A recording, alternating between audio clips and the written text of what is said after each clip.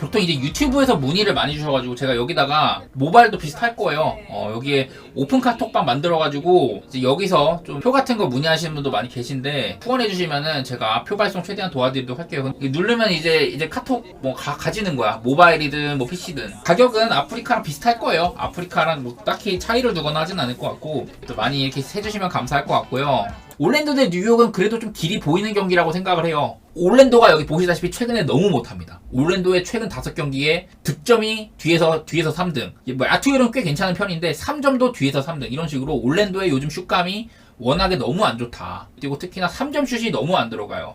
최근 5경기 중에 4경기에서 3점 슛이 한 자릿수였다. 원래도 이제 올랜도가 3점을 많이 던지는 팀은 아니거든요. 못 넣어도 너무 못 넣는다. 일단은 그런 생각을 조금 하고 있고, 내일 근데 상대인 뉴욕의 경우는 최근에 일단은 오버게임을 많이 하고 있다는 게 눈에 띄어요. 제가 여러 차례 그 미첼 로빈슨이 빠지고 나서 제리코 심스 기용해봤다가 하텐슈타인 기용해봤다가 이런 소리 많이 하고 있는데, 뭐 하텐슈타인이 와가지고 오펜스 리바운드는 그만큼 따주고 있다. 뭐 득점이나 블락이나 여러 모에서 그 미첼 로빈슨의 빈자리를 크게 느끼지 않게 해주고 있다고 했는데, 근데 상대가 근데 일단 뉴욕의 골밑을 공략하는 거 그렇게 어렵지 않아 하더라고요. 최근 들어서는 상대방이 뉴욕을 상대로 득점하는 게 생각보다 좀 편해 보이고, 근데 반대로 뉴욕도 좀 약간 못하는 날도 있지만은 요즘 들어서는 제일런 브런슨도 폭발하는 중이고, 바렛도 전보다는 기복이 좀 줄은 편이고, 랜들도 우직하게 나름대로 잘 해주거든요. 거기다가 뭐 벤치에서도 임마누엘 키클리라든지 조슈아 하트, 뭐 그라임스 등등 엄청 잘하는 애들 많아요. 그러니까 뉴욕은 저는 팀 자체가 일단 탄탄한 편이라고 생각하는데,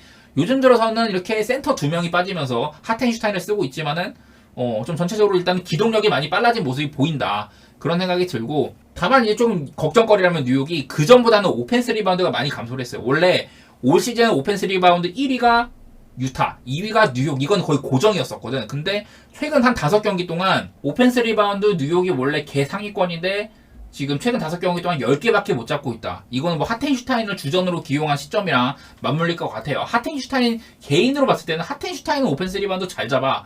거의 미첼 로빈슨에 준하는 그런 수준으로 잘 잡고 있는데, 다른 애들 뭐 랜드리라든지 뭐 조시아트 이런 친구들이 오펜스 리바운드가 많이 줄었습니다. 그래서 뉴욕의 장점 중에 하나가 줄은 상태고, 그래서 지금 5위까지 내려왔죠. 오펜스 리바운드 시즌 전체에 5위까지 내려와 있는 상태다. 그리고 야투시도도 원래 뉴욕이 그렇게 적은 편이 아니었거든요. 상대방이 오펜스 리바운드 따고 상대보다 더 많은 야투시도로 더 많은 득점을 낸다. 이게 약간 뉴욕의 모토였는데, 최근 들어서는 뉴욕이 야투시도 좀 저조한 편이에요. 지금 여기도 90개밖에 안 하고 있네. 한 리그 중위권밖에 안 되고, 여러 가지 뉴욕의 장점을 조금 잃은 상태이긴 하다. 그래도 내일 승부는 저는 올랜도보다는 뉴욕이 조금 낫다고 생각하는 게, 올랜도는 요즘에 수비도 안 되고 내일 결정적으로 조 잉글스가 또 빠진다. 제가 여러 차례 올랜도의 이런 벤치 타임 때 조 잉글스의 이런 게임 조립 능력이라든지, 그리고 조나단 아이작이나 이런 친구들 수비력도, 그런 것들 때문에 올랜도가 이제 주전보다는 벤치 타임 때 확실히 차이를 벌리는 그런 모습들이 있었다. 2쿼터 마진에서 올랜도가 리그 최상위권이다. 이런 얘기 많이 했는데, 그런 장점들이 최근 들어서는 많이 사그라들었어요. 잉글스도 결장하고 아이작도 왔다 갔다 하면서. 저는 그런 측면이라면은 오히려 뉴욕이 뭐 최근에 오펜스 리바운드 잘 안 잡히고 뭐 그 야투 시도 같은 거 줄어들고 했다지만은 그건 어디까지나 부수적인 거라고 생각을 하고, 저는 올랜도보다는 뉴욕이 내일 조금 더 승리 가능성이 높을 것 같다. 그런 생각을 해보고요. 언더오버는 조금 걱정인 게, 양팀 다 상대방의 야투 시도를 많이 억제를 하고 본인들도 많이 안 던지는 타입, 원래 이거였는데 요즘에 좀 스타일들이 많이 바뀌어가지고 좀 고민이긴 합니다. 올랜도 대 뉴욕 이거를 오바를 가자니 왠지 막 한 210점도 안 나는 그런 경기를 할 것 같기도 하고 막 고민이 많은데, 단순하게 스탯적으로 접근했을 때는 저는 그냥 오바 쪽으로 한번 생각해 보도록 할게요. 워싱턴 대 브루클린. 밑에 적었다시피 브루클린이 맞대결 6연승 중이다. 브루클린이 워싱턴 상대로 맞대결 6연승 중에다가 올 시즌 2번 붙었는데 전부 다 워싱턴이 브루클린 상대로 100점을 못 넘겼습니다. 100점을 2번 다 못 넘겼었고, 그 2경기 전부 다 한 자릿수 때 3점 슛 성공. 그만큼 3점 슛을 많이 못 꽂았다. 브루클린 상대로는. 브루클린이 3점슛 수비가 올 시즌 뭐 18위 수준으로 그렇게 막 썩 좋지는 않은 편이거든요. 그럼에도 불구하고 일단은 브루클린이 워싱턴 상대로는 잘 싸웠다는 게 눈에 들어오고, 역대 맞대결 전적도 좋은 편이었었고요. 그리고 이것도 있죠. 워싱턴이 5할 승률 밑에 팀 상대로는 4승 9패, 브루클린은 9승 4패였다. 그러니까 워싱턴은 거의 뭐 지금 동부 하위권 3팀, 워싱턴, 디트로이트, 샬럿 이렇게는 제대로 된 팀 대접을 못 받는 편이죠. 거의 뭐 탱킹 팀이라고 이렇게 이미 딱 그냥 종지부가 찍혀있는 느낌인데 브루클린 정도면 그래도 플레이인 진출은 노려볼 만한 팀입니다. 그래서 5할 승률 아래 팀들은 9승 4패로 패고 있고, 다만 이 브루클린도 제가 밑에 적은 것처럼요, 이렇게 최근 5경기 동안 브루클린이 평균 득점 15등 수준밖에 안 되고, 리그 평균 수준밖에 안 되고, 그리고 야투율은 27등, 3점도 22%. 브루클린의 장점 중에 하나가 3점이었잖아요. 보시다시피 브루클린이 전체 3점슛 성공률 5위예요, 5위. 5위인데 최근 5경기 동안 34.2%밖에 안 된다. 확연하게 많이 떨어져 있는 상황이죠. 그래도 뭐 직전 경기 때 막 그때 브루클린이 클렉스턴이랑 카메론 존슨이랑 디니지를 아예 싹 다 들어가기 전부터 빼버렸고, 휴식을 줬고, 휴식인지 뭔지 모르겠으나 미칼이랑 캠 토마스도 거의 한 10분 남짓밖에 안 뛰었어요. 왜 그랬는지는 잘 모르겠지만 어쨌든 직전 경기는 거의 버리다시피 했던 브루클린인데, 직전 미러키 전에는 브루클린이 주전들을 엄청 많이 빼줬었거든요. 그래갖고 거의 뭐 벤치 따리 친구들이 나와가지고 많이 했는데 그래도 122점을 넘겼더라고. 이거는 뭐 주전이 아니라 그냥 벤치 타임이어가지고 벤치 선수들이 많이 뛴 거여가지고 그렇게 열심히 했는지는 모르겠지만 어쨌든 내일 다소간에 좀 풀전력으로 임할 것 같긴 하다. 일단 뭐 그런 생각이 들고, 백투백이어서 빼줬는지는 모르겠지만 백투백이 있긴 했거든요. 그때 미러키전이 역대 맞대결 전적이나, 물론 브루클린이 최근에 득점력이나 뭐 여러가지 측면에서 많이 필드골 성공률 3점 안 좋았다고 하지만은 뭐 어느 정도 쉬고 나서 쉬운 상대를 상대하다 보니까 그래도 저는 브루클린의 마인 쪽을 생각해 보도록 할게요. 그 직전 맞대결 6번의 6연승 중에서 브루클린이 마인을 한 게 5번, 프렌은 한 번밖에 안 돼요. 5.5 기준으로는. 일단은 내일도 브루클린 쪽을 좋게 보도록 하겠습니다. 브루클린 마헨에다가 뭐 240점 오면은 고민은 되는데, 워싱턴 일단 브루클린한테 조금 많이 약했다는 점이나, 브루클린도 요즘에 이런 야투 성공률 같은 게 많이 저조했다는 거, 이런 거 생각하면 그냥 조금 언더 쪽으로 생각 한번 해볼게요. 근데 좀 어려운 것 같아, 이 경기도. 에틀 대 세크. 딱 이름만 들었을 때 와, 걔 오버사이즈다. 내일 기준점이 250.5거든요. 그리고 애틀랜타가 일단은 마힌 받았어. 저는 여기 경기에서 느낀 건 뭐냐, 최근 3경기 동안 양 팀은 250.5를 받을 자격이 없는 팀들이다. 왜 그러냐, 최근 3경기 말 그대로 요즘 폼이에요. 애틀이 최근 3경기 동안 평균 득점 115점밖에 안 돼요. 리그 18점 수준이고 18등 수준이고, 야투율도 25등, 3점도 25등. 말 그대로 애틀랜타 최근 슛감이 걔 별로인데다가 득점도 사실 그렇게 많이 하진 못했다. 반대로 세크라멘토도 최근 3경기 동안 평득 110.3점, 26등으로 매우 부진하고, 야투율은 그래도 좀 괜찮아. 48.3%. 뭐 이거는 사보니스라는 강력한 인사이드. 33개 감사합니다. 세크라멘토는 최근에 득점력도 많이 부진한 상태고, 필드골 성공률은 그나마 괜찮다. 사보니스라든지 뭐 팍스 같은 이렇게 좋은 인사이드 마무리 자원들이 있다 보니까 그런지 모르겠지만은 3점 슛이 26.5%밖에 안 돼요. 님 별풍선 17개 감사합니다. 26.5%밖에 안 돼요. 말 그대로 리그 거의 뒤에서 두 번째 수준이다. 그래서 이런 것들을 봤을 때 양 팀의 최근 야투율 감이 박살나 있는 상태인데, 이 새끼들이 과연 250.5를 받을 자격이 있을까? 그거를 좀 고민을 하게 되더라고요. 뭐 애틀랜타로 말할 것 같으면 최근 3경기 동안 시카고, 멤피스, 마이애미 다소간에 조금 빡센 이런 수비를 자랑하는 팀들이긴 했었습니다. 반대로 세크는 포틀랜드, 미네소타, 피닉스 상대로는 그래도 오바나만 했는데 120대 105밖에 안 났었고, 전화는 아마 그리고 백투백이었나 그랬을 거예요. 최근 3번 정도의 상대 팀들을 생각하면은 다소간에 좀 언더 팀들을 상대한 거긴 했었다. 그런 게 변호가 될 수는 있겠지만은, 그래도 이 정도로 슛감이 박살나 있는 거는 그렇게 뭐 수비 좋은 팀들 상대했다고 그게 딱 변명이 될 것 같지는 않거든요, 제 생각에는. 워낙에 요즘 슛감이 별로다 이렇게 생각하고 있고, 그나마 어느 쪽이 조금 더 낫냐 하면은 저는 그래도 애틀랜타 쪽인 것 같아요. 그나마 애틀랜타 쪽인 것 같고, 애틀랜타도 이게 트레이 형이 직전 경기 때 개 박았어. 시카고전 전까지만 하더라도 그 트레이 형이 7경기 동안 평균 득점 30점 이상을, 어시스트 10개 이상을 7경기 연속으로 쭉 해왔었거든. 근데 시카고전 때 이때 트레이 형이 좀 아마 질병 문제가 있었던 걸로 제가 기억을 하는데, 트레이 형이 그날 21득점 13어시, 그 야투율이 조금 안 좋았었습니다. 그런 건 있는데, 내일은 좀 뭐 시카고는 아무래도 카루소라든지 아요 도스무라든지 이렇게 수비 좋은 친구들이 앞선에 많이 널려있다 보니까. 근데 팍스나 허더는 그렇게 수비 좋은 선수들은 아니죠. 세크라멘토의 앞선 수비라인이 좋다고 할 수는 없고, 그래도 애틀랜타는 또 제가 그렇게 맨날 얘기하던 제일런 존슨, 운동능력도 좋고 3점도 40% 이상으로 꽂을 수 있는 우수한 이런 윙자원이 다시 돌아와서 활약해준다는 점, 그런 것도 생각을 하면은 저는 이거 애틀의 마인 쪽으로 볼 것 같고요. 250.5는 다소간의 양팀이 좀 많은 야투시도 바탕으로 막 치고받고 할 수 있을 것도 같은데, 저는 한번 언더 한번 생각해 보도록 할게요. 물론 양팀의 템포라든지 이런 것 때문에 개 오바가 날 것도 그림이 그려지긴 하는데, 저는 이 안 좋은 야투율을 조금 더 믿어보도록 하겠습니다. 250.5는 그리고 좀 높기도 하잖아. 저는 언더 한번 보도록 하겠습니다. 이 경기는요. 보스턴 대 토론토. 여기도 보니까 보스턴이 맞대결을 6연승을 했더라고요. 6연승. 맞대결 6연승 중인데 근데 그 6번의 맞대결 중에 내일 기준점이 223.5예요. 223.5 기준으로는 6번 전부 다 언더였었다. 그리고 내일 또 보스턴이 8.5 마인인데 8.5 기준으로는 토론토가 플랜을 4번을 했더라. 나름대로 그러니까 좀 비등비등하게 많이 싸웠다는 소리죠. 보스턴이 일단 내일 백투백이다. 백투백일 때 보스턴이 어떠냐? 평균 득점 126.8점, 야투율 51.2%, 3점슛 40%, 그리고 심지어 상대팀을 111.3점으로 묶고 상대팀 야투율도 45% 미만으로 묶고 3점은 37.4%. 그러니까 한마디로 보스턴은 백투백 때 매우 강한 팀이다. 이런 얘기를 드리고 싶어요. 근데 오늘도 이제 브라운이 결장을 했었고 테이텀도 사실 어제 그 퀘셔너블이었거든. 내일 어쩌면은 보스턴은 테이텀이나 브라운이 결장할 수도 있겠다. 일단은 그런 거는 생각을 해봐야 돼요. 내일 뭐 토론토는 별다른 결장 소식이 없지만은 보스턴은 브라운이나 테이텀이 둘 다 빠질 수도 있다. 그래서 일단은 이 경기도 미리 베팅하시기보다는 내일 아침에 제가 또 봐드릴 테니까 출전 여부 같은 거 따지신 다음에 베팅하는 걸 추천드리도록 하겠습니다. 그리고 이제 또 토론토의 최근 5경기. 토론토도 최근 5경기 동안 3점이 개판이고 득점도 그렇게 많지 않은 편이에요. 2점슛 같은 건 좋긴 하지만 제가 여러 차례 토론토의 이제 필드골 성공률은 높은 편이다. 한 5등 안에 든다. 이런 식으로 얘기를 했었는데 그 밖에 3점슛이라든지 전체적인 득점력은 그렇게 좋은 편은 아니라더라. 토론토가. 보스턴은 그리고 또 훌륭한 수비팀이기도 하고요. 여러 가지로 저는 일단 딱 봤을 때는 보스턴이 일단 토론토 상대로 매우 강했다는 부분도 있고 8.5면은 꽤 커 보이기는 한데 그래도 일단은 보스턴의 마행 쪽으로 보도록 하겠습니다. 보스턴이 요즘 경기력 보면은 좀 초반에 오히려 끌려가는 경우가 많았어요. 원래는 보스턴 같으면은 1쿼터 때 넬레이팅이 리그 최상급이거든요. 말 그대로 1쿼터부터 3점 폭격하면서 격차를 벌려놓고 그대로 쭉 가거나 조금 따라오더라도 다시 벌리는 그런 느낌이 있는데 요즘엔 보스턴이 조금 1쿼터 때 많이 못 벌려.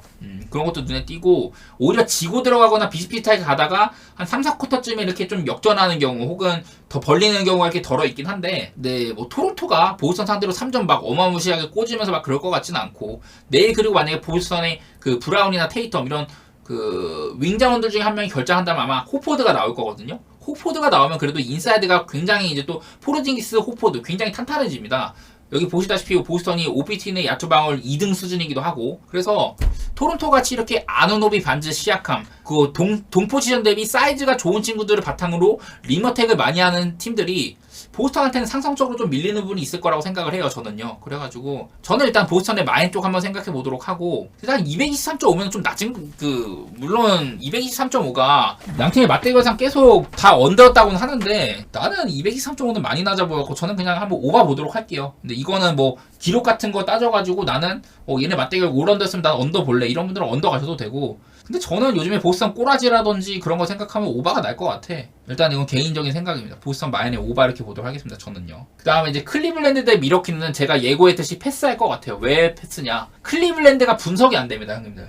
지금 최근 여기 밑에 4경기라고 적혀있는데 이 4경기가 사실 이게 한 6경기까지 늘려도 돼요. 한 최근 6경기 동안 그게 뭐였냐? 일단 기본적으로 모블리랑 갈란드가 결장을 했었고 그리고 미첼이 그 6경기 중에 지금 한 경기밖에 안 뛰었어요. 최근 6경기 중에서 맨 첫 경기. 근데 그때마다 이 클리블랜드가 그래서 보통 거의 벤치 유닛을 많이 갖다 쓴 거거든요. 보면은 여기에 지금 여기 왼쪽에 보이는 선발 라인업 중에 미첼도 저는 내일 뛸지 안 뛸지 모르겠어요. 여기에 그 크레이그 포터 주니어가 나올 수도 있고 스트러스는 원래 주전 2번이나 3번 정도 그리고 제럿 알렌도 5번 계속 보고 있죠. 그리고 오코로나 웨이드는 사실 주전이 아닌데 만약에 내일 클리블랜드가 미첼도 결장하고 하면은 여기에 샘 메릴이라든지 크포주라든지 이런 친구들이 들어갈 거예요. 그러니까 요즘에 클리블랜드는 말 그대로 팀에서 이제 가장 지명도가 높은 3명 미첼, 모블리, 갈란드가 빠진 상태에서 경기를 하고 있는데도 이상하게 팀이 잘 굴러간다. 그 원동력은 바로 여기 밑에 있는 최근 클블의 4경기 3점슛이 12등 정도로 잘 들어갔었고 사실 이것도 좀 떨어진 겁니다. 이것도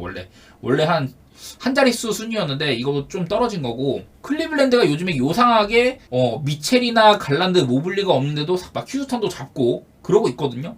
그래서 일단 난 분석이 안 돼. 잘 모르겠어요. 크레이그 포터 주니어 그 2라운더인지 아니면은 G리그 출신이 잘은 모르겠지만 그런 친구들도 갑자기 튀어나와가지고 잘해주고 있고 막 오코로나 웨이드 사실 저는 잘 몰라요. 근데도 일단 잘해주고 있는 편이고 댈러스전에 제럿 알렌이 또 20도 했잖아요. 막 그 정도로 이 클리블랜드 팀이 좀 가늠이 안 됩니다. 그래서 저는 일단 좀 패스를 하고 싶은데, 또 그리고 맞대결, 미러키랑 클리블 맞대결 상으로 클리블랜드가 미러키를 5승 2패로 오히려 더 앞섰어요. 이런 것도 보면은 참 가늠이 안 된단 말이죠. 그래서 일단 패스하고 싶은데, 그래도 일단 미러키가 쿤보랑 로페즈가 버티는 인사이드만은 직전 경기 때 클리블랜드가 보여줬던 제러 달렌의 그런 강력한 인사이드 득점력이라든지 오펜스 리바운드라든지 이런 걸 조금 반감시킬 가능성은 충분히 있죠. 댈러스보다야. 전반적으로 미러키가 요즘에 좀 오버게임 많이 한다는 점이나 야투 시도, 그리고 상대팀의 야투 시도 이런 게 엄청 많이 상승을 했어요. 본인들의 야투 시도가 엄청 늘었는데 최근 5경기 동안 아마 미러키가 97번인가로 아마 1위로 기억을 하고 있는데, 무튼 미러키가 스타일도 많이 바뀌었고 하여튼 변수가 되게 많습니다. 그냥 길게 얘기했는데 그냥 저는 이 경기는 패스하도록 하겠습니다.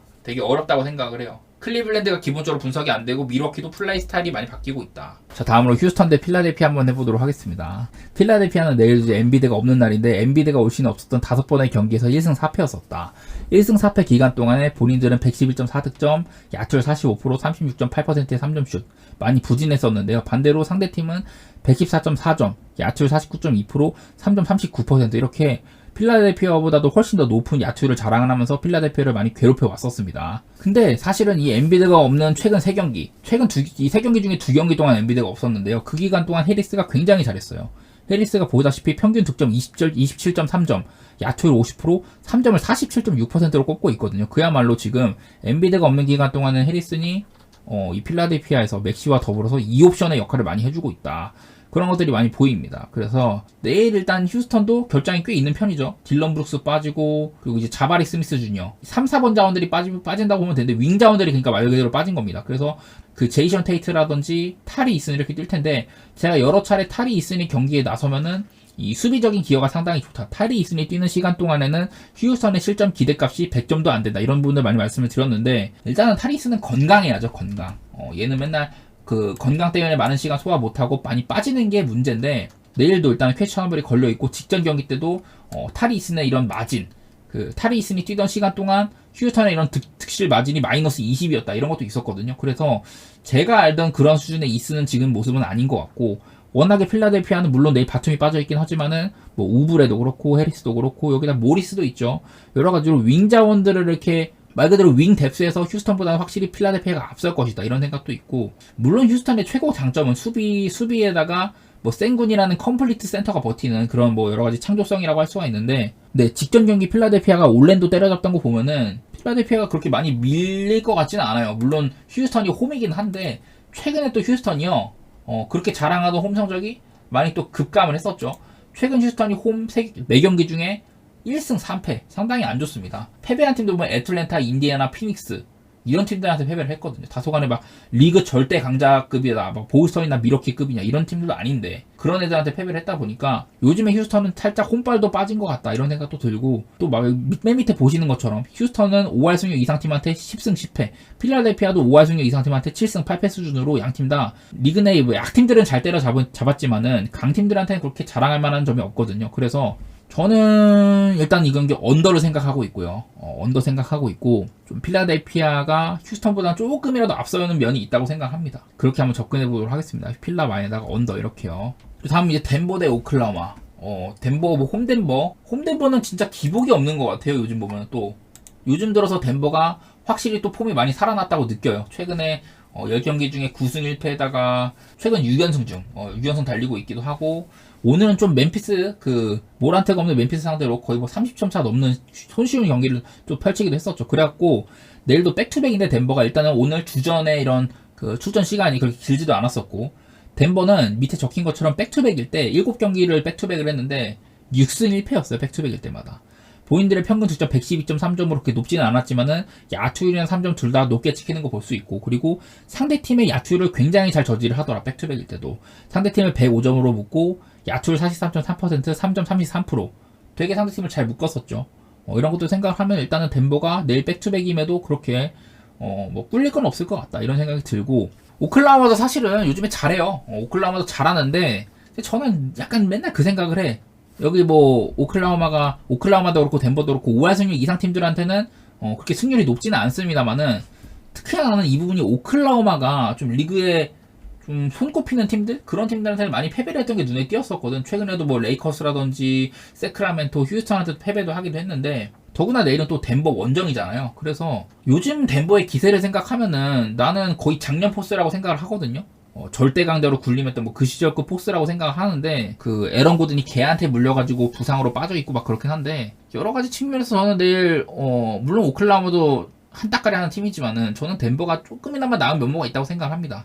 고든의 빈자리가 아쉽긴 하고 언제든지 덴버는 이제 좀 그 벤치 뎁스가 약간 아쉽다. 반대로 오클라호마는 벤치 타임에도 뭐 케이슨 월러스라든지 아이제아 조 이런 애들 많이 있거든요. 그래서 벤치 뎁스도 오클라호마가 전혀 꿀릴 게 없다고 생각하는 편이긴 한데 요즘의 기세로는 덴버가 더 낫다고 생각을 하고 그리고 오늘도 좀 백투백이긴 했지만은 백투백이긴 할 테지만은 오늘도 좀 주전들도 많이 쉰 편이기도 하고 더구나 또 원정간이 아니라 또 홈 백투백이라 가지고 저는 내일 덴버의 마행 정도 볼 것 같고요. 덴버가 이가 승리하는 그림이라면은 3.5점 정도는 벌릴 수 있지 않을까 그런 생각하고 있고 230.5도 덴버가 백투백일 때 점수가 많이 안 났다는 거 있기는 한데 오클라호마는 기본적으로 많은 득점을 위시로 기반으로 하는 팀인데다가 덴버도 오늘 봤다시피 142점으로 패했었죠 상대를. 230.5면 그렇게 높은 것 같지는 않더라고요. 단순히 그냥 230.5가 좀 걱정되는 거라면 덴버가 백투백일 때 점수가 많이 안 나는 편이었다는 점 이거 말고는 뭐 없을 것 같은데 일단은 저는 덴버 마인에다가 오바 이렇게 보도록 하겠습니다. 다음 이제 피닉스 대 샬럿.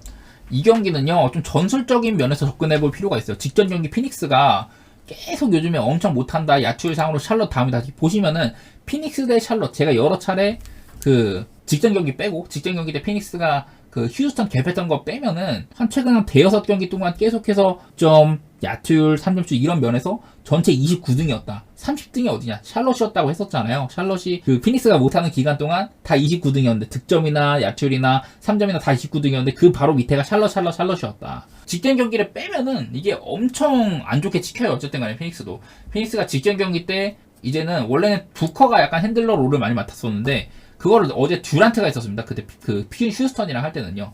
그래가지고 부커가 약간 스팟업 슈터 느낌으로 좀 득점에 치중한 역할을 하고 듀란트가 좀 기본적인 게임 조립을 많이 했었어요. 이때 아마 듀란트가 트리플 더블을 했는데 어시스트를 13개인가? 막 그렇게 한 걸로 알고 있거든. 그래서 듀란트가 이제 좀 뭐랄까 본인이 일선에 나서는 그런 면이 됐었죠. 그래서 그랬더니 휴스턴이 되게 잘했습니다. 129점 박으면서 그전과는 확연하게 다른 모습을 보여줬었거든요. 특히나 이제 2점 슛이 49개 중에 33개가 들어갔으니까. 그래서 뭐 내일은 샬럿이 또 백투백이거든요. 샬럿이 지금 계속해서 서부 원정 떠나고 있는데 샬럿이 백투백일 때 0승 3패였었고 평득 102.7점, 야투율 45%, 3점 32% 엄청 부진했었고 상대팀한테는 127점 내주고 야투율이나 3점 슛이나 엄청 높죠. 그래서 일단은 기본적으로 샬럿은 지금 마탱이가 가 있는 것 같다. 물론 마탱이가 가 있고 더구나 내일은 또 제가 그렇게 얘기했던 마크 윌리엄스나 헤이워드가 둘 다 빠질 가능성이 높다. 제가 안 그래도 라멜로 볼도 없는데 헤이워드마저 없으면 아예 게임 조립이 안 되는 샬럿이었다. 이 얘기 되게 많이 했었죠. 거기다가 마크 윌리엄스가 있고 없고가 한 15점 차이 정도를 갈라선다더라. 그런 얘기도 많이 했었고요. 그래서 내일 심지어 또 브래들리 빌까지 또 퀘스처너블이야 돌아올 수도 있다고 하더라고요.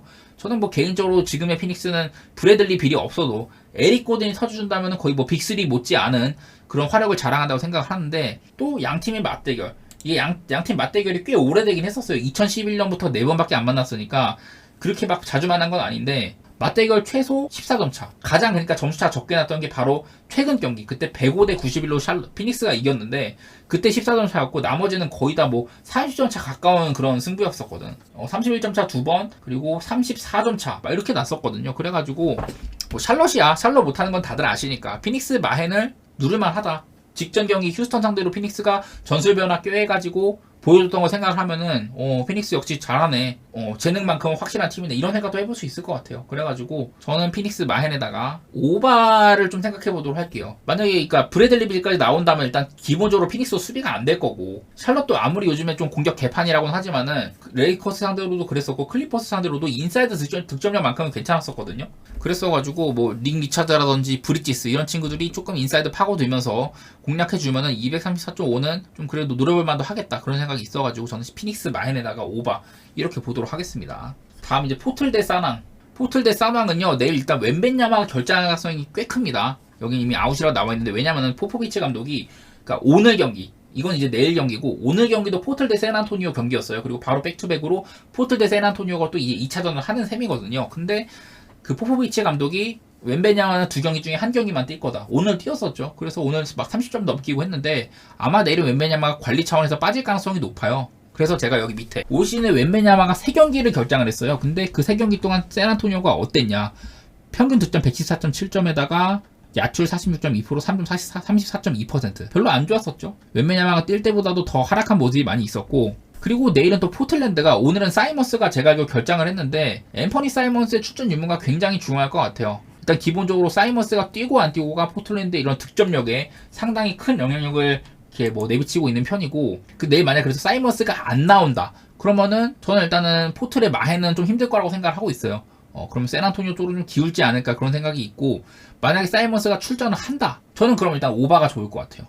왜냐면은 사이먼스가 있고 없고가 포틀랜드의 그 언더오버 득점을 한 13점가량 가르는 면모가 있거든요. 그리고 반대로 샌안토니오도 웬메냐마가 빠지면 수비적으로 한 8점가량이 빠지기도 하고 그런 것들도 있기 때문에, 저는 만약에 사이먼스의 출전 유무를 따라서 결장한다 그러면 조금 어두워지는 것 같고, 사이먼스가 출전한다 그러면 오바 쪽이 좋을 것 같습니다. 뭐 제가 어제도 이제 포틀랜드 같은 경우는 5할 승률 밑에 팀한테는 4승 9패, 샌안토니오는 오히려 5할 승률 이상 팀들한테 4승 정도 거뒀는데 5할 승률 미만의 약팀들한테는 0승 7패였다고 했는데, 어제 오늘 포틀랜드 잡았었죠. 그래가지고 어떻게 될지는 모르겠지만 저는 일단은 이 경기는 뭐 예측을 지금 하기보다는 내일 사이먼스의 출전 여부를 살피는 게 좋아 보인다 그런 생각하고 있습니다. 자, 이거 마지막으로 이제 아마 클리퍼스 경기가 아마 마지막인 것 같은데, 이 경기도요 사실은 딱 그래 내일, 그러니까 뒤쪽 경기 12시 넘어서 하는 경기도 두 경기 있잖아요. 클리퍼스 대 멤피스, 샌안토니오 대 포틀랜드, 이 두 경기를 같이 묶는 게 나아 보입니다 저는요. 왜냐면 둘 다 좀 선수를 봐야 되거든. 특히나 멤피스는 모란트를 봐야 되죠. 모란트. 멤피스가 제가 뭐 어제도 똑같은 얘기 했는데, 모란트가 있고 없고, 모란트가 돌아와서 최근 4경기 동안 멤피스가 뭐 득점력이라든지 야투율이라든지 그리고 상대팀의 3점을 제어하는 능력, 이 부분에서 엄청나게 많이 변모를 했다 이런 얘기 했잖아요. 근데 오늘은 멤피스가 모란트가 없는 채로 덴버를 상대해갖고 거의 뭐 40점 차 가까운 대패를 당했습니다. 근데 내일은 이제 클리퍼스인데, 클리퍼스가 요즘에 이게 제가 최근에 여기 4경기 정도로 적어놨어요. 이게 뭐냐면은 카와이나 폴 조지가 둘 중에 한 명이 꼭 결장하던 경우였습니다. 저 4경기가 최근에 클리퍼스는 그래서 오롯이 100%의 이런 전력으로 임하지 못하고 있다 이 얘기를 하고 싶은데, 그런 기간 동안 클리퍼스가 평균 득점 114점에 그쳤고 야투율은 괜찮았어 49%. 근데 3점은 37.3%로 조금 요즘의 흐름에 좀 맞지 않는 그런 좀 안 좋은 면모가 있었고, 클리퍼스가 그 기간 동안 상대한테 평균 득점이라든지 야투율이라든지 3점이나 다 엄청 밀렸었어요. 내일 클리퍼스가 요즘에 조금 상태가 삐리하다. 근데 멤피스가 모란트가 안 나오는 완전 병신이 되지 않냐, 이런 것들까지 생각을 해가지고 좀 봐야 될 것 같아. 그래서 저는 지금 예상하기로는 모란트가 안 나올 거라고 생각을 하고 그냥 클파의 마헨에다가 오바 정도로 접근할 것 같은데, 네, 이것도 마찬가지로 내일 경기를 봐야 될 것 같습니다. 내일 그 출전 여부를 많이 따져봐야 될 것 같아요. 멤피스는 또 지금 요즘에 모란트가 있고 없고가 엄청나게 좀 부각되다 보니까 내일 모란트 출전 유무를 따지는 게 좋아 보입니다. 피렌체 대 토리노인데, 피렌체는 최근 리그 기준으로 5경기 동안 한 3승 1무 1패 이렇게 나오는 것 같고, 토리노도 2승 2무 1패. 최근 분위기 자체가 꽤 괜찮은 팀들 간의 대결이다 이렇게 생각하실 수가 있는데, 피오렌티나는 제가 맨날 뭐 최전방이 은졸라가 아쉽다, 니콜라스 곤젤라스 작년 같지 않다 막 이런 얘기 많이 했는데, 결국에 올 시즌 피오렌티나에서 가장 잘하고 있는 공격수는 누구냐? 벨트란이거든요. 벨트란. 이 벨트란이라는 친구가 그 아르헨티나 출신 공격수들 중에 유럽에서 뛰는 애들 중에서 라우타로 빼고 가장 많은 골을 넣고 있는 애가 누구냐? 루카스 벨트란. 벨트란이 지금 뭐 리그에서는 3골밖에 못 넣고 있는데, 일단 출전 시간도 그렇게 많지는 않아요. 근데 유럽 대항전에서는 7경기 2골이죠. 이렇게 많은 득점 해주고 있고, 그나마 지금 피오렌티나 공격수 중에서 요즘에 폼이 가장 좋습니다. 세리아에서는 지금 최근 4경기 동안 3골 넣고 있고, 이런 식으로 폼이 괜찮아요. 루카스 벨트란이라는 친구가 그래도 피오렌티나의 이런 좀 답답한 면모를 많이 해결해주고 있다, 그런 얘기를 한번 드리고 싶었고, 반대로 이제 제가 토리노도 얘기를 많이 했어요. 특히나 안정성적인 측면에서 나는 토리노가 오히려 피오렌티나보다 앞서 있다는 생각도 할 정도예요. 기본적으로 이 토리노는 올 시즌 15득점 17실점, 한마디로 지금 리그에서 가장 이제 득점이 많이 안 나는 팀 하면은 토리노다. 토리노가 15골 17실점으로 리그에서 지금 가장 언더오버 승부로 언더가 가장 유력한 팀 중에 하나다. 일단 이런 얘기를 할 수가 있고요. 반대로 뭐 피렌체 같은 경우는 총 26 더하기 18이면 44니까 특별한 수준은 아닌 것 같아요. 뭐 한 2.5에 준하는 정도일 것 같네요. 일단은 언더 생각하고 있고, 왜냐면 나는 토리노의 수비를 상당히 높게 평가하거든. 최근 한 4경기 동안 토리노가 1실점밖에 없는 편이고, 그래서 토리노가 창이 날카로운 팀이 아니면은 그렇게 많은 실점을 허용할 것 같지는 않다. 요즘의 모습을 봤을 때는. 제가 뭐 여러 차례 토리노 구성 맨날 말씀드렸지만은 부온조론도도 그렇고 타메제나 또 로드리게스도 엄청 오래 뛴 선수들이고 좌우로 뭐 라자로라든지 오른쪽에 벨라노바 전체적으로 저는 토리노의 구성 자체를 너무 좋게 생각합니다. 선발 라인업이 상당히 괜찮은 편이다 이렇게 생각을 하고 있고 저는 사실 짜임새로 따지면은 피오렌티나보다는 저는 오히려 토리노가 나은 면까지 있다고 생각하거든요. 근데 일단은 어디까지나 내일은 피오렌티나의 홈이기도 하고 좀 보수적으로 접근해가지고 저는 뭐 일단 언더 쪽 한번 생각해볼 것 같고요. 그리고 피오렌티나 이긴다면 햄무라든지 그리고 토리노가 물론 원정승을 할 수도 있겠지만은 그럴 가능성은 그렇게 높지 않게 보고 있고요. 저는 토리노는 최대 무승부 정도. 역대 매치업 같은 거 보면요, 토리노가 물론 이렇게 바로 작년에 피오렌티나 원정에서 승리를 거둔 바도 있기는 한데 사실 피오렌티나도 작년에 이제 좀 초반보다는 후반부에 많이 올랐어요. 양팀의 맞대결 같은 거 보면은 그래도 뭐 1대1이라든지 1대0, 뭐 2대1도 있긴 하지만은 언더 승부를 일단 예측을 하고 싶었어요. 양팀의 뭐 최근 기세라든지 이런 거 봤을 때 둘 다 폼이 좋은 팀이고 단단함의 측면에서는 토리노가 그리고 피오렌티나는 요즘에 뭐 물론 벨트란 같은 친구들이 잘하고 있긴 하지만은 득점 기대치가 그렇게 아주 높지는 않다. 그런 거 생각해가지고 저는 햄무나 무승부, 언더 이런 쪽에 걸칠 것 같거든요. 고배당 노릴만도 하고 언더도 갈 사람은 가라고 이 정도인 것 같습니다. 뭐 근데 오늘 대체로 이탈리아 리그가 다 그래요. 오늘 대체로 나는 좀 고배당 노릴만한 경기인 것 같아. 다음에 나폴리 대 몬자 할 건데요. 지금 나폴리가 좀 스쿼드에 구멍이 나 있는 상태예요. 나폴리가 내일 빅터 오시멘이랑 마테오 폴리타노 이렇게 두 명이 직전 경기 로마와의 경기에서 퇴장을 당했습니다. 말 그대로 지금 핵심 공격수 제가 봤을 때 이렇게 폴리타노, 오시멘, 크바라치엘리아 이렇게 세 명이 나폴리의 3톱이거든요. 주전 3톱.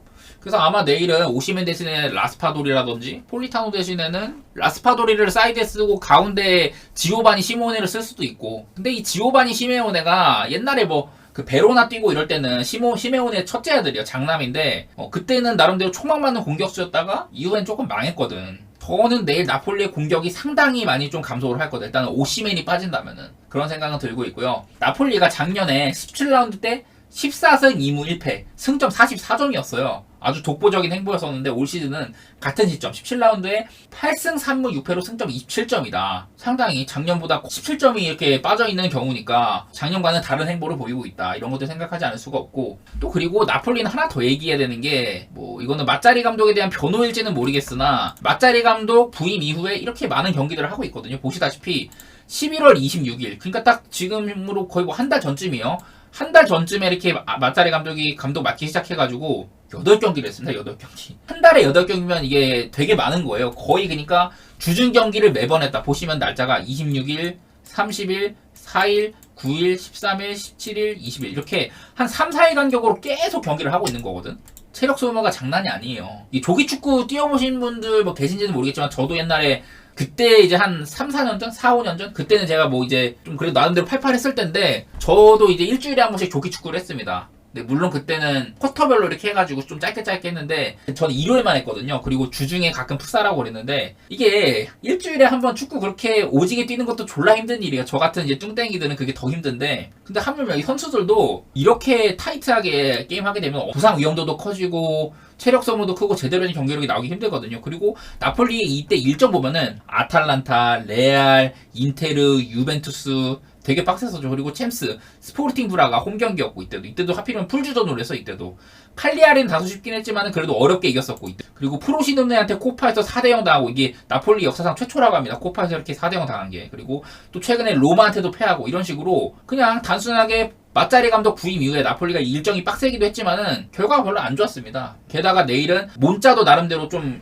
쏠쏠한 팀이죠. 후방도 나름대로 세리에에서 잔뼈가 굵은 친구들 많이 있다고 했었고 칼디롤라에다가 그 담브로시오도 있고 중원도 막 이탈리아 상비군급이라고 맨날 제가 얘기했었죠. 갈리아르디니, 페시나 거기다 뭐 콜파니 같은. 근데 요즘에 콜파니는 좀 득점이 없긴 하더라. 원래 좀 미들라이커라고 제가 빨아줬었는데 요즘에 득점이 별로 없고 어쨌든 간에 몬자도 나쁘지 않은 팀인데 그러니까 중위권 중에서 몬자도 꽤나 꼽히는 팀인데 나폴리가 물론 홈이긴 하지만은 제가 올 시즌에 여러 차례 홈에서는 올 시즌 3승 1무 4패거든요. 근데 홈보다는 원정에서 성적이 좋아. 그래도 그나마도 원정도 최근에 레알이랑 유벤투스, 로마한테 패하면서 그것도 안 좋아졌는데 어쨌든 나폴리는 올 시즌 홈에서 썩 좋지 않은 모습인데다가 말 그대로 차포를 떼고 하는 상황이다. 오시멘이랑 그 폴리타노 둘 다 못 나오면요. 그래서 이것도 마찬가지로 공격적으로 임해볼만 하다 그런 생각이 들어가지고 저는 몬짜의 프렌 내지 나폴리 무승부 이렇게 볼 것 같아요. 몬짜 프렌이 배당이 상당히 좋은 편이거든요. 그래서 나는 몬짜 프렌도 갈만하지 않나. 물론 나폴리가 이길 수도 있겠지만은 배당 대비 몬짜 프렌이 갈만하다. 뭐 나는 조금 더 타이트한 승부를 노려보겠다 하는 분들은 무승부 눌러주셔도 될 것 같고, 나는 근데 진짜 안전하게 하고 싶다 그러면 몬짜 프렌도 가시고요, 나폴리 햄무도 가세요.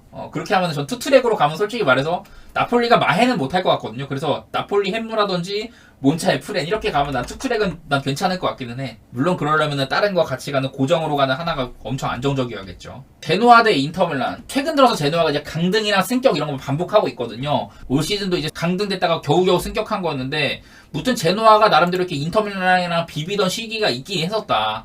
한 15, 16, 17, 18 뭐 이렇게 되는 것 같네요. 그 전에도 보면은 제노아가 이렇게 홈에서만큼 인터밀란 상대로 잘 비비던 시기가 있었다. 제노아가 이렇게 홈에서 나름대로 잘 비볐었는데 요새는 그런 거 없다. 인터밀란이 2019년 이때쯤부터는 유벤투스의 독주 체제가 끝나고 인터밀란이나 뭐 나폴리, AC 밀란 이런 팀들이 리그 우승을 도전할 급이 됐던 그런 시기잖아요. 그 이후부터는 그러니까 인터밀란이 말 그대로 컨텐더로 다시 발돋움한 이후부터는 제노아를 많이 부셔왔다. 그리고 요것도 하나만 더 말하자면 제노아가 그래도 승격한 이후로 올 시즌에 그렇게 나쁘진 않아요. 어디부터지? 여기부터 이렇게 쭉 이게 올 시즌 데이터인데, 제노아가 이제 또 패배한 경기들 보면 대부분이 1점 차로 진 경기가 엄청 많아요. 토리노한테 1대0, 레치한테 1대0, 밀란한테 1대0, 칼리아리한테 2대1, 프로시노네 2대1, 라치오 1대0, 몬짜 1대0. 최근에 패배한 경기도 보면 하나, 둘, 셋, 4경기 연속 햄무에다가 아탈란타 한번 2대0이었고 밀란한테 또 햄무, 레치한테 또 햄무, 토리노한테 또 햄무 이런 식으로 제노아는 일단 패배한다고 생각하면은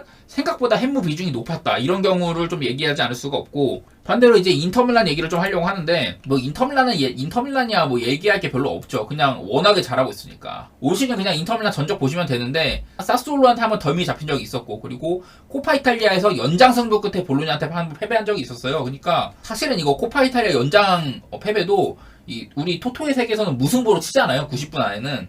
그렇기 때문에 지금 인터밀란이 딱히 제노아한테 패배를 할 그림은 저는 일단 안 그리고 있기는 한데, 내일 인터밀란의 불안한 요소가 뭐냐, 라우타로와 디마르코가 부상으로 빠진다는 점이에요. 이게 뭐 다들 아시겠지만 라우타로는 그냥 말 안 해도 인터밀란 최다 득점자에다가 올 시즌 인터밀란 이런 엄청난 이런 고공행진을 견인하고 있는 선수죠. 디마르코는 어떠냐? 저는 개인적으로 진짜 제가 이탈리아 팬이고 인터밀란을 좋아해서가 아니라, 저는 유럽에서도 세 손가락 안에 손꼽히는 그런 레프트백이라고 생각하거든요. 디마르코가 일단은 이렇게 윙백 역할로서 인터밀란의 왼쪽을 오롯이 그냥 지탱한다는 점도 있고, 너무나도 좋은 그런 정확도를 잘하는 크로스에다가 뭐 수비력이나 뭐 이런 기동력도 흠잡을 데도 없고, 이런 생각을 한 3, 4년 전부터 했지만은 네, 아마 디마르코를 잘 모르시는 분도 계실 텐데 어쨌든 되게 잘해요. 그냥 단순하게 되게 잘해. 어쨌든 그렇게 세계에서도 손꼽히는 수준의, 유럽에서도 손꼽히는 수준의 레프트 윙백이 빠진다는 점. 그래서 뭐 카를로스 아우구스토가 대체를 하긴 할 거예요. 이 친구도 아마 베로나였나? 지난 시즌인가? 베로나였나? 하여튼 어디 가서 왔는데 잘하고는 있습니다. 나름대로 잘하고는 있지만은, 근데 어디까지나 땜빵 정도지, 네, 디마르코를 밀어내고서 막 할 정도까지는 아니라고 생각을 하고, 내일은 인터밀란의 공격 옵션이 다소간에 다른 날보다는 조금 안 좋다고 생각을 해야 됩니다. 나폴리랑 마찬가지예요. 그 폴리타노랑 오시멘이 빠진다고 했는데 제 생각에는 거의 그에 준하는 수준으로 인터밀란이 공격에 공백이 발생하는 상황인 것 같다. 라우타로가 없으면 뭐 이렇게 아르나우토비치를 선발로 쓴다든지 산체스를 선발로 쓴다든지 뭐 그렇게 하겠죠. 아마 튀랑은 그대로 쓸 것 같고. 근데 뭐 물론 인터밀란의 지금 가장 좀 눈에 띄는 점은 중원의 파괴력이거든요. 사실은 미키타리안, 뭐 차라놀루, 바렐라 이렇게 주전으로 많이 나오고 있고, 여기다가 다비데 프라테시도 있고, 심지어 네덜란드 이제 대표팀도 지냈었던 다비 클라센이 거의 뭐 가비지 멤버? 그 정도로 뛰는 수준이란 말이에요. 인터밀란이 중원이 엄청 단단한데, 나름대로 인터밀란이 좀 그래도 제노아 상대로 막 밀리진 않을 것 같아요. 전반적으로 주도하는 상황을 하겠지만은 라우타로도 없고, 유력한 공격 루트였던 왼쪽도 지금 비어있는 상태라 가지고 저는 다른 날보다는 공격 풀기가 원활하진 않을 것 같다. 그런 생각이 들거든요. 원래는 이거 인터밀란의 승 베이스로, 왜냐면 아까 봤다시피 인터밀란이 맞대결 전적이 너무 좋잖아. 컨텐더로 도약한 이후에는 제노아 원정에서는 마헨도 하고 최근에 비기기도 했지만은 이렇게 했는데, 저는 원래 인터밀란의 승 스타일들을 고정으로 잡고 뭐 마헨이든 햄무든 가셔도 괜찮을 것 같아 이렇게 하려고 했는데, 인터밀란의 햄무나 무승부 쪽으로 바꾸려고요. 아무래도 라우타로나 디마르코의 공백이 너무 큰 것 같아. 조금 조심스럽게 접근하도록 하겠습니다. 아까 그리고 가장 눈에 띄는 거는 제노아가 졌을 경우에 이렇게 햄무가 되게 많았다는 점 때문에 햄무를 먼저 우선시하고 싶고요. 근데 물론 그건 있어. 제가 저번에도 말했지만 제노아가 이렇게 패배하는 경기들 대부분이 원정이었었고요. 원정에서의 패배가 7경기인데 7경기 중에 6경기가 햄무였었거든요. 제노아의 패배한 경기 햄무의 대부분이 원정이었다. 오늘은 그리고 홈 경기다. 이런 거까지 생각하면은 햄무를 조금 무서워하시는 분들은 그냥 제껴도 되고 저라면 그래도 햄무 누를 것 같아요. 인터밀란이 막 큰 점수 차로 이길 수도 있겠지만 저는 다른 날보다는 햄무 가능성을 조금 더 높게 치도록 하겠습니다. 라치오 대 프로시노네는 제가 따로 추천은 안 드릴 것 같아요. 이 경기는 난 좀 어렵다고 생각하거든. 워낙에 이게 지금 라치오도 그렇고 프로시노네도 그렇고 불확실성이 되게 큰 것 같아. 내일 라치오의 핵심 선수 루이스 알베르토 그리고 임모빌레가 둘 다 결장 가능성이 상당히 높아 보인다. 물론 뭐 임모빌레 대신에 그 카스테야노스인가 그 친구 쓰고 루이스 알베르토 대신에 사실은 그 카마다 다이치가 사실은 루이스 알베르토의 역할을 대신해야지 잘할 가능성이 있는 선수거든요. 근데 일단은 올 시즌 아직까지도 밀린코비치 사비치의 빈자리를 전혀 못 채우고 있죠. 뭐 귀행주지를 써보든지 베시노는 근데 엄밀히 말하면 그렇게 공격적인 색채보다는 박스 투 박스 열심히 뛰는 유형이고, 그러니까 뭐 밀린코비치 사비치의 역할을 뭐 카마다 다이치로 대체를 한다든지 아니면 루이스 알베르토한테 이렇게 맡겨야 되는데, 최근에 카마다 다이치는 워낙에 활약이 별로인데다가 루이스 알베르토는 결장이요, 펠리페 안데르소는 윙어로 나오고, 귀행주지나 베시노는 공격적인 역할을 맡기기보다 이렇게 박스 투 박스로 많이 활동을 하게 해줘야 되는 역할이거든요. 그래서 나는 이 카마다 다이치를 사실은 라치오가 좀 영입을 잘못한 것 같아. 그래서 확연하게 라치오가 작년보다 낮은 순위에 있고 작년보다 그러니까 못하고 있는 이유가 있는 것 같다. 밀린코비치 사비치의 빈자리가 너무 큰 것 같고, 임모빌레도 슬슬 이제 뭐 그 노세와의 기미가 많이 이제 드러나는 것 같기도 하고요. 다만 이 경기는 라치오가 홈인데, 라치오가 올 시즌의 세리아 모든 팀들 가운데 홈에서만큼은 뭐 기본적으로 라치오가 지금 18득점 18실점으로 득실이 많지도 않은데다가 라치오가 홈에서 8경기 동안 4승 2무 2패였는데 득실이 8득점 6실점이었다. 그야말로 세리아 모든 팀들 가운데 홈에서 가장 점수가 안 난 팀이 라치오다. 그래서 일단 라치오의 홈 경기는 언더를 한번 생각해볼만 하고요. 그리고 그 기간 동안 4승 2무 2패. 당연히 햄무나 무승부 이런 것도 생각해볼만 하죠. 근데 하필이면은 이 프로시노네가요, 같은 관점에서 지금 원정에서 프로시노네가 0승 2무 6패 7득점 16실점이거든요. 8경기 동안. 그러니까 8경기 동안 다소 점수도 많이 안 난 편이긴 한데 0승 2무 6패 승점 2점. 이거는요, 하위권에 있는 칼리아리라든지 그리고 뭐 살레르니타나 이런 팀들과 더불어서 리그에서 원정 승점을 가장 못 얻은 팀이 살레르니타나 칼리아리 프로시노네다. 이런 얘기를 할 수가 있는 거거든. 그래서 뭐 라치오의 햄무 같은 것도 괜찮을 것 같기도 하고, 일단은 프로시노네가 원정에서 많이 졌으니까 나는 좀 그런데 라치오 좀 의심스러운데 이런 분들은 그냥 패스하셔도 되고, 저는 만약에 간다면 또 이 경기도 햄무 같은 거 그냥 노리는 정도에 그칠 것 같아요. 제가 오늘 전부 다 오늘 세리아 모든 경기를 햄무 아니면 무승부다 뭐 이렇게 얘기 많이 했는데 나는 이것보다 좀 안정적인 선택을 원하는데, 이런 분들은 뭐 언오버라든지 제가 햄무 보는 거는 그냥 일반승으로 돌린다든지 그렇게 하셔도 좋을 것 같아요.